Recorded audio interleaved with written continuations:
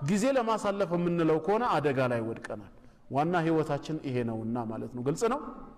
ስለዚህ ያንን ልናደርግ ይገባናል ነው ቀልባቸው በሽተኛ የሆኑ ሰዎች ሐቅ ሲመጣላቸው አይወዱም ሐቅን ይጠላሉ ነው በል ጃአሁም ቢልሐቅ ወአክثرهم للحق ካሪሁን እውነቱን ይዞላቸው ነበር መልእክተኛው የመጣው እነሱ ግን አብዛኛዎቹ እውነትን የሚጠሉ በመሆናቸው ነው ሶስተኛው ቀልባቸው የተስተካከለ ሰዎች መለያቸው ምንድነው ኢጃበቱ ዳዕወት الإيمان وحب الازدياد منه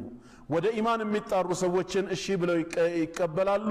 ኢማናቸው በየጊዜው እንዲያድግ እንዲጨምርም ፍቅርና ጉጉቱ ይኖራቸዋል ነው ይሄ ቀልቡ የተስተካከለ ሰው ነው ለዚህም ማረጋገጫው ቀልባቸው የተስተካከሉ ሰዎች በሱረቱ አሊ ኢምራን ቁጥር 193 ላይ አላህ ስለነሱ ሲነግረን እንዲህ ይላሉ አለ ረበና ጌታችን አላህ ሆይ